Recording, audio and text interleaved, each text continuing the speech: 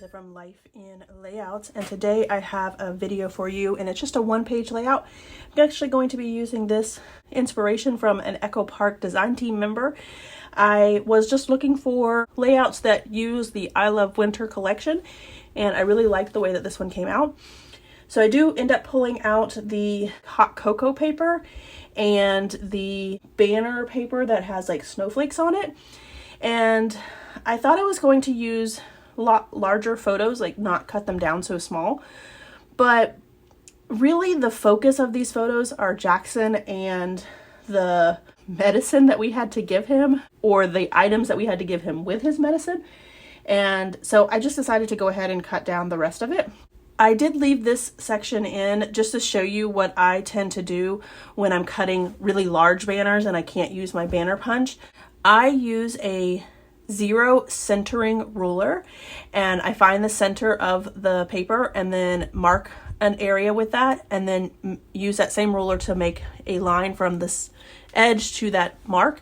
And then once I cut that out, I take that piece of paper and use it as a template for my other side. Now, I did not come up with this idea. I am sure that lots of people know about this idea, and I just want to, make it clear that it's not my idea.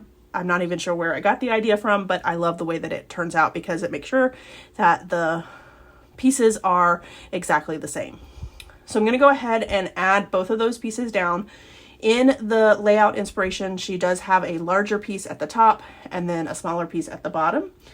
And this paper has only blues and whites in it, and I thought that it would be really nice to have just a pop of red. When I put the red paper down, I realized that the photos had red in them, like red cabinets. So I went ahead and double mounted the photos, mounting them on white first and then the red. And I just love the way that that red pops against all of the blue. There's very little red in the embellishments that I'm going to use, but it's just enough to give it a really good pop of red. I do go ahead and mount the photos together and mount them up on fun foam. And sometimes when I'm adding pieces next to a piece that's already there, like where I'm adding this little stuffy right next to the picture, I just went ahead and added the fun foam directly to the layout.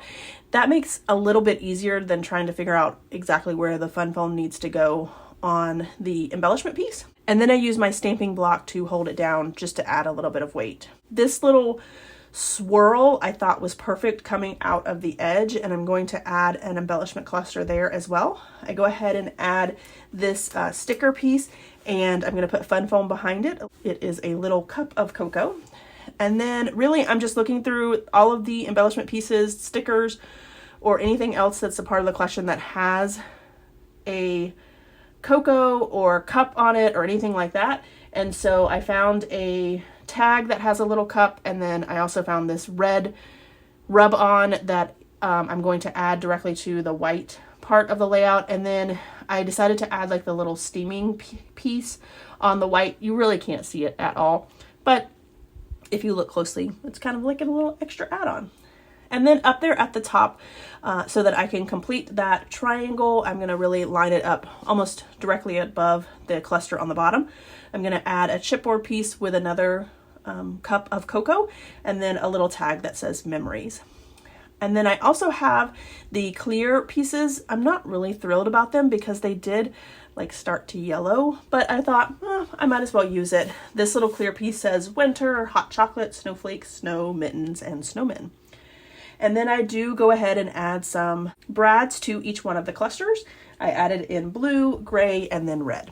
Now these photos were of Jackson, and like I said, the amount of things that we had to do to get him to take his medication, and the journaling that I'm going to add towards the bottom does have lots of ideas about what we did. It is a lot. It took a lot to get him to take this medication. It was 3 times a day. It was crazy the amount of things that we had to do to get him to take the medication, and I really wanted to document that because I thought that that was important. Another one of the clear pieces got lost in that white paper, so I did go ahead and add a white circle behind it, and it just says Cocoa and Snuggles, which was exactly what we needed because he needed lots of snuggles as well to get him to take this medication. So once I get all of those pieces down, I do go ahead and decide to ink the edges of the paper, and I'm just using my Distress ink from Tim Holtz in a faded blue jeans, which is a really nice navy blue color. At the bottom, I write my journaling. Like I said, I left lots of room for journaling. I really wanted the single page layouts that I'm going to put in my album to really focus on a story as opposed to the photos. I loved this title, Seriously, and I really tried to make it work, but it just wasn't working at all. So I went ahead and pulled out the sticker sheets, the alpha sheet, and just wrote the word seriously.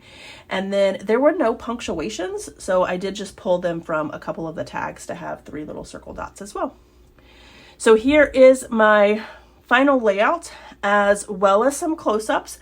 I do have a couple of single page layouts in this collection, and at the very end, I will do a walkthrough to show you how I deal with single page layouts. I don't like to have single page layouts because then I can't figure out where they go, but I will show you how I incorporate those into my mostly double page layout albums.